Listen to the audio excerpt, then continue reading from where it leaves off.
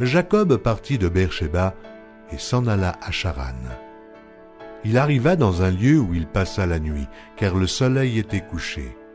Il y prit une pierre dont il fit son chevet, et il se coucha dans ce lieu-là. Il eut un songe, et voici, une échelle était appuyée sur la terre, et son sommet touchait au ciel.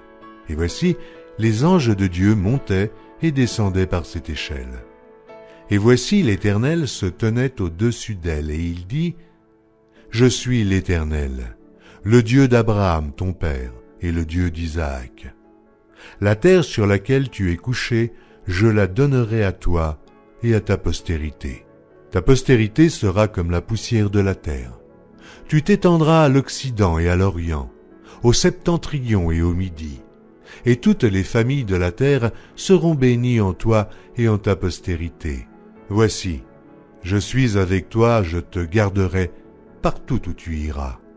Et je te ramènerai dans ce pays, car je ne t'abandonnerai point, que je n'ai exécuté ce que je te dis. » Jacob s'éveilla de son sommeil, et il dit, « Certainement l'Éternel est en ce lieu, et moi, je ne le savais pas. » Il eut peur et dit, « Que ce lieu est redoutable. C'est ici la maison de Dieu, c'est ici la porte des cieux. » Et Jacob se leva de bon matin. Il prit la pierre dont il avait fait son chevet, il la dressa pour monument, et il y versa de l'huile sur son sommet. Il donna à ce lieu le nom de Béthel, mais la ville s'appelait auparavant Luz. Jacob fit un vœu en disant, « Si Dieu est avec moi et me garde pendant ce voyage que je fais, s'il me donne du pain à manger et des habits pour me vêtir, et si je retourne en paix à la maison de mon père, alors l'Éternel sera mon Dieu. Cette pierre que j'ai dressée pour monument sera la maison de Dieu, et je te donnerai la dîme de tout ce que tu me donneras. » Chapitre 29. Jacob se mit en marche et s'en alla au pays des fils de l'Orient. Il regarda, et voici, il y avait un puits dans les champs. Et voici, il y avait à côté 3 troupeaux de brebis qui se reposaient, car c'était à ce puits qu'on abreuvait les troupeaux. Et la pierre sur l'ouverture du puits était grande. Tous les troupeaux se rassemblaient là. On roulait la pierre de dessus l'ouverture du puits, on abreuvait les troupeaux, et l'on remettait la pierre à sa place sur l'ouverture du puits. Jacob dit aux bergers, « Mes frères, d'où êtes-vous » Ils répondirent, « Nous sommes de Charan. » Il leur dit, « Connaissez-vous Laban, fils de Nachor » Et il leur dit, « Est-il en bonne santé » Ils répondirent, « Il est en bonne santé, voici Rachel, sa fille, qui vient avec le troupeau. » Il dit, « Voici, il est encore grand jour, et il n'est pas temps de rassembler les troupeaux, abreuvez les brebis, puis allez et faites-les paître. » Ils répondirent, « Nous ne le pouvons pas, jusqu'à ce que tous les troupeaux soient rassemblés. C'est alors qu'on roule la pierre de dessus l'ouverture du puits et qu'on abreuve les brebis. » Comme il leur parlait encore, survint Rachel avec le troupeau de son père, car elle était bergère. Lorsque Jacob vit Rachel, fille de Laban, frère de sa mère, et le troupeau de Laban, frère de sa mère, il s'approcha, roula la pierre de dessus l'ouverture du puits, et abreuva le troupeau de Laban, frère de sa mère. Et Jacob baisa Rachel, il éleva la voix et pleura.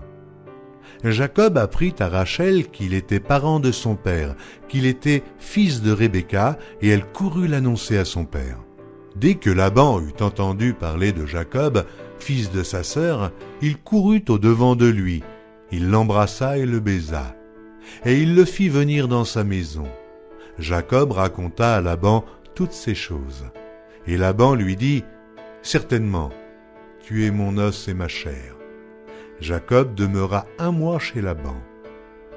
Puis Laban dit à Jacob, « Parce que tu es mon parent, me serviras-tu pour rien? Dis-moi quel sera ton salaire. » Or Laban avait 2 filles. L'aînée s'appelait Léa et la cadette Rachel. Léa avait les yeux délicats, mais Rachel était belle de taille et belle de figure. Jacob aimait Rachel et il dit, « Je te servirai 7 ans pour Rachel, ta fille cadette. » Et Laban dit, « J'aime mieux te la donner que de la donner à un autre homme. reste chez moi. » Ainsi Jacob servit 7 années pour Rachel, et elles furent à ses yeux comme quelques jours parce qu'il l'aimait. Ensuite Jacob dit à Laban, « Donne-moi ma femme, car mon temps est accompli, et j'irai vers elle. » Laban réunit tous les gens du lieu et fit un festin. Le soir, il prit Léa, sa fille, et l'amena vers Jacob, qui s'approcha d'elle. Et Laban donna pour servante à Léa sa fille, Zilpa, sa servante. Le lendemain matin, voilà que c'était Léa. Alors Jacob dit à Laban, « Qu'est-ce que tu m'as fait? N'est-ce pas pour Rachel que j'ai servi chez toi? Pourquoi m'as-tu trompé ?» Laban dit, « Ce n'est point la coutume dans ce lieu de donner la cadette avant l'aînée. Achève la semaine avec celle-ci, et nous te donnerons aussi l'autre pour le service que tu feras encore chez moi pendant 7 nouvelles années. » Jacob fit ainsi, et il acheva la semaine avec Léa. Puis Laban lui donna pour femme Rachel, sa fille. Et Laban donna pour servante à Rachel, sa fille, Bila, sa servante. Jacob alla aussi vers Rachel, qu'il aimait plus que Léa, et il servit encore chez Laban pendant 7 nouvelles années. L'Éternel vit que Léa n'était pas aimée, et il la rendit féconde, tandis que Rachel était stérile. Léa devint enceinte et enfanta un fils, à qui elle donna le nom de Ruben, car elle dit, « L'Éternel a vu mon humiliation, et maintenant mon mari m'aimera. » Elle devint encore enceinte et enfanta un fils, et elle dit, « L'Éternel a entendu que je n'étais pas aimée, et il m'a aussi accordé celui-ci. » Et elle lui donna le nom de Siméon. Elle devint encore enceinte et enfanta un fils, et elle dit, « Pour cette fois mon mari s'attachera à moi, car je lui ai enfanté 3 fils, c'est pourquoi on lui donna le nom de Lévi. » Elle devint encore enceinte et enfanta un fils, et elle dit, « Cette fois je louerai l'Éternel. » C'est pourquoi elle lui donna le nom de Juda, et elle cessa d'enfanter. Chapitre 30. Lorsque Rachel vit qu'elle ne donnait point d'enfant à Jacob, elle porta envie à sa sœur, et elle dit à Jacob, « Donne-moi des enfants, ou je meurs. » La colère de Jacob s'enflamma contre Rachel, et il dit, « Suis-je à la place de Dieu qui t'empêche d'être féconde ?» Elle dit, « Voici ma servante Bila, va vers elle, qu'elle enfante sur mes genoux, et que par elle j'ai aussi des fils. » Et elle lui donna pour femme Bila, sa servante, et Jacob alla vers elle. Bila devint enceinte et enfanta un fils à Jacob. Rachel dit, « Dieu m'a rendu justice. Il a entendu ma voix et il m'a donné un fils. » C'est pourquoi elle l'appela du nom de Dan. Bila, servante de Rachel, devint encore enceinte. Elle enfanta un second fils à Jacob. Rachel dit, « J'ai lutté divinement contre ma sœur et j'ai vaincu. » Et elle l'appela du nom de Nephtali. Léa, voyant qu'elle avait cessé d'enfanter, prit Zilpa, sa servante, et la donna pour femme à Jacob. Zilpa, servante de Léa, enfanta un fils à Jacob. Léa dit, « Quel bonheur !» et elle l'appela du nom de Gad. Zilpa, servante de Léa, enfanta un second fils à Jacob. Léa dit, « Que je suis heureuse, car les filles me diront heureuse. » Et elle l'appela du nom d'Azer. Ruben sortit au temps de la moisson des blés, et trouva des mandragores dans les champs. Il les apporta à Léa, sa mère. Alors Rachel dit à Léa, « Donne-moi, je te prie, des mandragores de ton fils. » Elle lui répondit, « Est-ce peu que tu aies pris mon mari, pour que tu prennes aussi les mandragores de mon fils ?» Et Rachel dit, « Eh bien, il couchera avec toi cette nuit pour les mandragores de ton fils. » Le soir, comme Jacob revenait des champs, Léa sortit à sa rencontre et dit, « C'est vers moi que tu viendras, car je t'ai acheté pour les mandragores de mon fils. » Et il coucha avec elle cette nuit. Dieu exauça Léa qui devint enceinte et enfanta un 5e fils à Jacob. Léa dit, « Dieu m'a donné mon salaire parce que j'ai donné ma servante à mon mari. » Et elle l'appela du nom d'Issachar. Léa devint encore enceinte et enfanta un 6e fils à Jacob. Léa dit, « Dieu m'a fait un beau don. Cette fois, mon mari habitera avec moi, car je lui ai enfanté 6 fils. » Et elle l'appela du nom de Zabulon. Ensuite, elle enfanta une fille qu'elle appela du nom de Dina. Dieu se souvint de Rachel, il l'exauça et il la rendit féconde. Elle devint enceinte et enfanta un fils, et elle dit, « Dieu a enlevé mon opprobre. » Et elle lui donna le nom de Joseph en disant, « Que l'Éternel m'ajoute à notre fils. » Lorsque Rachel eut enfanté Joseph, Jacob dit à Laban, « Laisse-moi partir pour que je m'en aille chez moi, dans mon pays. Donne-moi mes femmes et mes enfants pour lesquels je t'ai servi, et je m'en irai, car tu sais quel service j'ai fait pour toi. » Laban lui dit, « Puissais-je trouver grâce à tes yeux? Je vois bien que l'Éternel m'a béni à cause de toi. Fixe-moi ton salaire, et je te le donnerai. » Jacob lui dit, « Tu sais comment je t'ai servi, et ce qu'est devenu ton troupeau avec moi. Car le peu que tu avais avant moi s'est beaucoup accru, et l'Éternel t'a béni sur mes pas. Maintenant, quand travaillerai-je aussi pour ma maison? » Laban dit, « Que te donnerai-je? » Et Jacob répondit, « Tu ne me donneras rien. Si tu consens à ce que je vais te dire, je ferai paître encore ton troupeau et je le garderai. Je parcourrai aujourd'hui tout ton troupeau.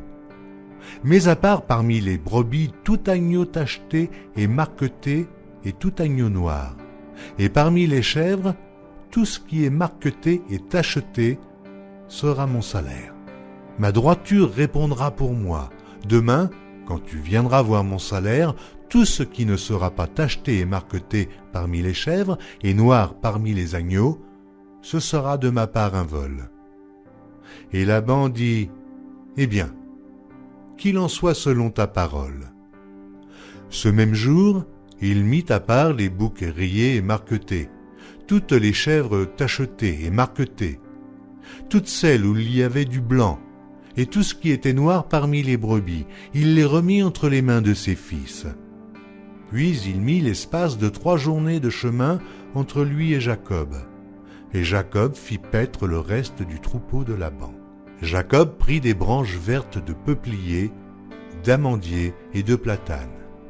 Il y pela des bandes blanches, mettant à nu le blanc qui était sur les branches. Puis il plaça les branches qu'il avait pelées dans les auges, dans les abreuvoirs, sous les yeux des brebis qui venaient de boire. Puis il plaça les branches qu'il avait pelées dans les auges, dans les abreuvoirs, sous les yeux des brebis qui venaient boire, pour qu'elles entrassent en chaleur en venant boire. Et les brebis entraient en chaleur près des branches, et elles faisaient des petits rayés, tachetés et marquetés. Jacob séparait les agneaux, et il mettait ensemble tout ce qui était rayé et tout ce qui était noir dans le troupeau de Laban. Il se fit ainsi des troupeaux à part, qu'il ne réunit point au troupeau de Laban. Toutes les fois que les brebis vigoureuses entraient en chaleur, Jacob plaçait les branches dans les auges, sous les yeux des brebis, pour qu'elles entrassent en chaleur près des branches. Quand les brebis étaient chétives, il ne les plaçait point, de sorte que les chétives étaient pour Laban et les vigoureuses pour Jacob. Cet homme devint de plus en plus riche. Il eut du menu bétail en abondance, des servantes et des serviteurs, des chameaux et des ânes. Chapitre 31. Jacob entendit les propos des fils de Laban qui disaient « Jacob a pris tout ce qui était à notre père, et c'est avec le bien de notre père qu'il s'est acquis toute cette richesse. » Jacob remarqua aussi le visage de Laban, et voici, il n'était plus envers lui comme auparavant. Alors l'Éternel dit à Jacob, « Retourne au pays de tes pères, et dans ton lieu de naissance, et je serai avec toi. » Jacob fit appeler Rachel et Léa qui étaient au champ vers son troupeau. Il leur dit, « Je vois au visage de votre père qu'il n'est plus envers moi comme auparavant, mais le Dieu de mon père a été avec moi. Vous savez vous-même que j'ai servi votre père de tout mon pouvoir. Et votre père s'est joué de moi et a changé 10 fois mon salaire. Mais Dieu ne lui a pas permis de me faire du mal. Quand il disait « Les tachetés seront ton salaire », toutes les brebis faisaient des petits tachetés. Et quand il disait « Les rayés sont ton salaire », toutes les brebis faisaient des petits rayés. Dieu a pris à votre père son troupeau et me l'a donné. Au temps où les brebis entraient en chaleur, je levai les yeux, et je vis en songe que les boucs qui couvraient les brebis étaient rayés, tachetés et marquetés. Et l'ange de Dieu me dit en songe, « Jacob !» Je répondis, « Me voici. » Et il dit, « Lève les yeux et regarde. Tous les boucs qui couvrent les brebis sont rayés, tachetés et marquetés, car j'ai vu tout ce que te fait Laban. Je suis le Dieu de Béthel, où tu as oint un monument, où tu m'as fait un vœu. Maintenant lève-toi, sors de ce pays, et retourne au pays de ta naissance. » Rachel et Léa répondirent et lui dirent, « Avons-nous encore une part et un héritage dans la maison de notre père? Ne sommes-nous pas regardés par lui comme des étrangères, puisqu'il nous a vendus et qu'il a mangé notre argent? Toute la richesse que Dieu a ôtée à notre père appartient à nous et à nos enfants. Fais maintenant tout ce que Dieu t'a dit. » Jacob se leva, il fit monter ses enfants et ses femmes sur les chameaux. Il emmena tout son troupeau et tous les biens qu'il possédait, le troupeau qui lui appartenait, qu'il avait acquis à Padam-aram, et il s'en alla vers Isaac, son père, au pays de Canaan. Tandis que Laban était allé tondre ses brebis, Rachel déroba les téraphins de son père. Et Jacob trompa Laban, l'araméen, en ne l'avertissant pas de sa fuite.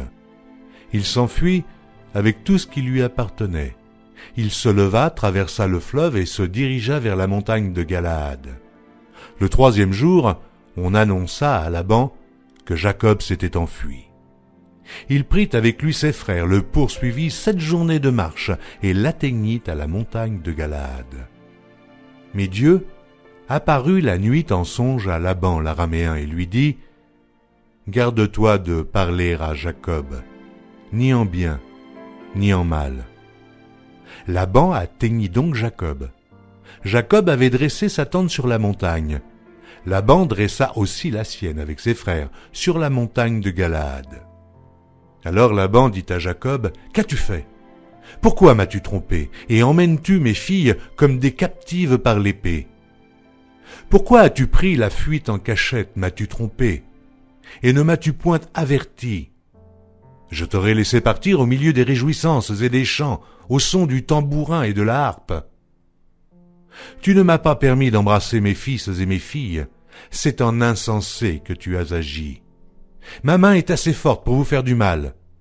Mais le Dieu de votre père m'a dit hier, « Garde-toi de parler à Jacob, ni en bien, ni en mal. » Maintenant que tu es parti parce que tu languissais après la maison de ton père, pourquoi as-tu dérobé mes dieux?